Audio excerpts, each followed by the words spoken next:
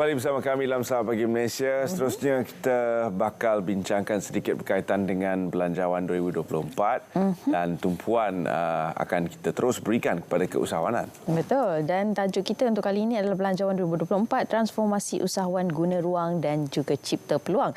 Bersama dengan kita, saya kenalkan iaitu Puan Juwita Abu Hanifah, merupakan Presiden Kelab Usahawan Muslim Profesional. Assalamualaikum Puan. Waalaikumsalam. Selamat pagi. Okey, terlebih dahulu saya nak ucapkan jutaan terima kasih kepada Selamat Pagi Malaysia kerana memberi saya peluang untuk bersiaran di pagi ini dan syukur Alhamdulillah kita diberi kesihatan yang baik dapat bersama-sama di pagi ini. Ya, Alhamdulillah. Jadi apakah pandangan Puan secara keseluruhan berkaitan dengan Belanjawan 2024, terutama sekali tentang keusahawanan yang ditekankan oleh Amat Berhormat Perdana Menteri? Okey, saya apabila saya melihat Belanjawan 2024 ni, syukur Alhamdulillah sebab kita tengok banyak peluang-peluang peluang dan peluang perniagaan dan pembiayaan untuk usahawan terutama usahawan kecil peniaga kecil ni. Kita nampak peluang pembiayaan dari segi macam contohnya macam Amanah Ikhtiar Malaysia kan, dan sebab saya juga adalah ketua pusat Amanah Ikhtiar dan banyak peluang-peluang yang diorang bagi pembiayaan walaupun masa mula peniaga ni tak ada maknanya zero, tak ada modal dan mereka bagi macam mana nak memulakan memberi modal untuk berniaga. Begitu juga banyak tekun Hijrah Selangor dan bank-bank SME Saya nampaklah kerajaan telah memberi buka peluang besar kepada usahawan kecil ni. Cuma sekarang ni usahawan bagaimana dia nak menggunakan ruang yang ada sebab kadang-kadang usahawan ni kalau kita tak gerakkan dia orang semangat, kita bagi suntikan semangat, dia orang rasa macam tak tahu apa hal tuju, especially disebabkan oleh hari tu COVID COVID-19 inilah membuat satu perkara yang memang terkesan sangat pada peniaga, especially peniaga-peniaga kecil. Okey, dan di situ jugalah peranan daripada Kumpro juga memainkan peranan yang cukup besar dalam membantu usahawan untuk mencari pendapatan dan juga mendapat semangat, suntikan semangat itu sendiri Puan. Ya. Okey, sebagaimana saya cerita sikitlah.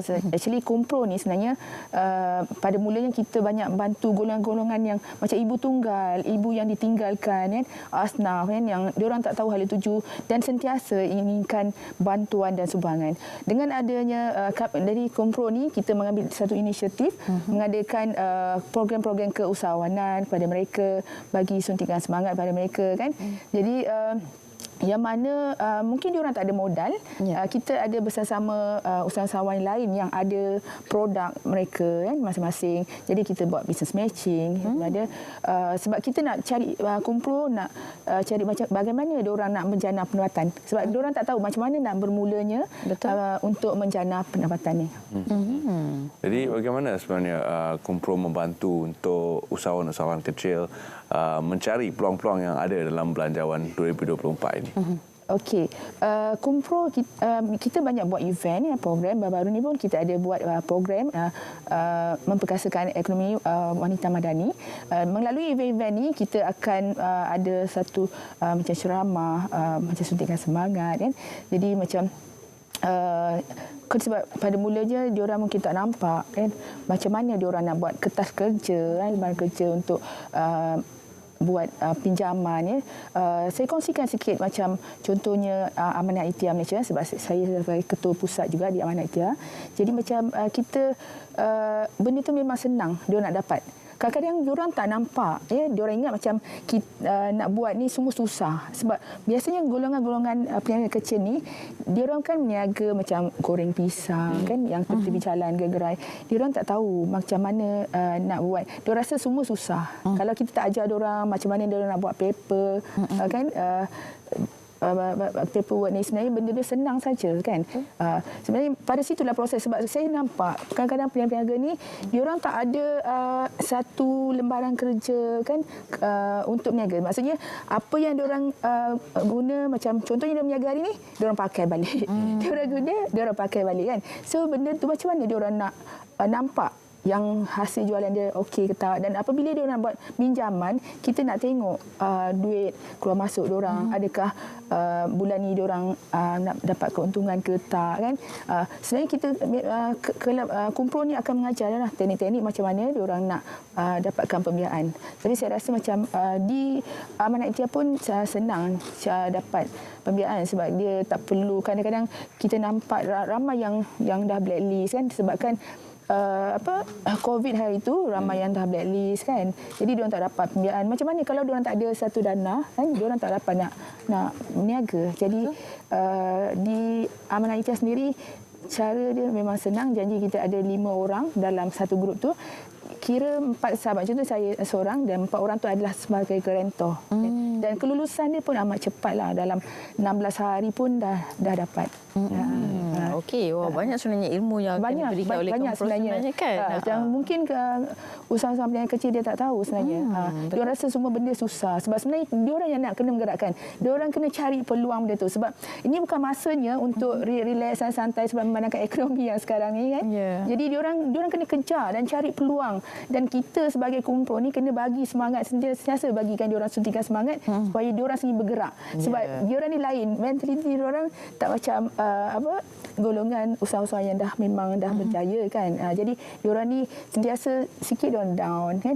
Jadi kita kena semangatkan dia orang gerak balik. Kita kena push dia orang baru dia orang bergerak balik kan.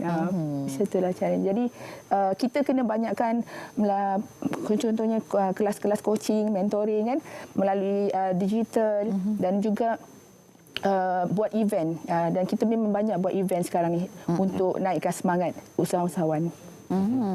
Jadi apakah keahlian Kumpul? Siapakah Kumpul sebenarnya untuk mereka yang baru kenal dengan Kumpul? Okey, padanya kita sebenarnya kita memang tak adakan bayaran sebabnya kita sebagai badan NGO kita banyak bagi peluang. Contohnya diorang starting sebabnya ibu-ibu tunggal ni kadang-kadang even RM10 pun kita charge pun diorang rasa sukar kan. Jadi macam kita bagi peluang diorang join dengan program-program kita kan, diorang akan jadi usahawan kita, dia belajar. Cuma apabila diorang dah berjaya, diorang kena ingat orang yang usahawan yang bawah yang baru nak bergerak balik. Jadi diorang kena bantu. Sebab kita juga di Kumpul telah buat satu platform digital macam online maknanya TV online yang diorang boleh kita akan kumpulkan semua video-video usahawan dan kita akan viralkan. Sebab biasa kalau macam kita ni berniaga, kita kena ada satu produk.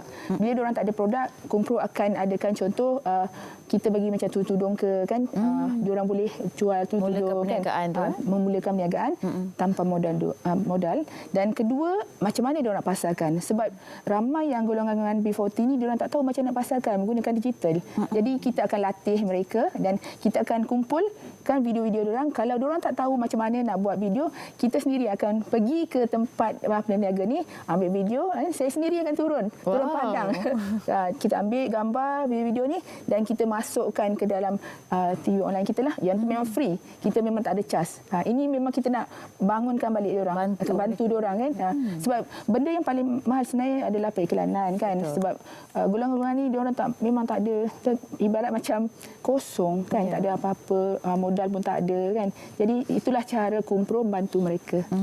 Jadi sekiranya ada usahawan-usahawan di luar sana yang mungkin tertarik dengan perbincangan kita, bagaimana untuk mereka mendapatkan maklumat dan juga bantuan daripada pihak Kumpul, adakah mempunyai laman Facebook dan juga laman sesawang untuk dihubungi? Okey, boleh Google Kelab Usahawan Muslim Profesional. Kita ada page kita sendiri dan kita ada juga macam TV online lah, Perdana Wanita. Kat situ memang kita bagi percuma saja. Memang kita tak ada charge, memang khas untuk golongan-golongan yang maksudnya yang susah ni, golongan B40. Terutama kita fokus pada golongan wanita. Golongan wanita yang ibu-ibu tunggal, ibu yang dah ditinggalkan kan. Kadang-kadang diorang memang kalau nak tengok kan banyak kes yang macam-macam kan. Kita tengok ada yang nak bunuh diri lah, ada yang ni kan. Jadi saya sendiri akan turun padang tengok peniaga ni, dan kalau macam kita nampak sebab kalau saya akan terima setiap hari diorang akan WhatsApp saya, puan saya tak ada susu untuk anak saya tak ada pampers, dan benda ni memang Setiap hari saya akan terima. Dan sampai bila dia orang akan nak minta bantuan? Sebab kita tak akan bantu orang yang sama kan. Kita kena adil kepada orang yang lain juga minta pertolongan. Jadi Kumpro, inilah cara Kumpro membantu golongan-golongan yang susah ni. Ya? Baik. Terima kasih kita ucapkan kepada Puan Juwita kerana sudi bersama kami dalam Saat Pagi Malaysia untuk menceritakan bagaimana Kumpro membantu usahawan-usahawan dalam pada mereka mendepani suasana ekonomi yang mencabar dan juga pembaharuan yang dibaharui melalui Belanjawan 2024. Dan seterusnya kita akan bersama dengan rakan setugas kita Lydia yang telah pun berada di Sarawak untuk laporan seterusnya.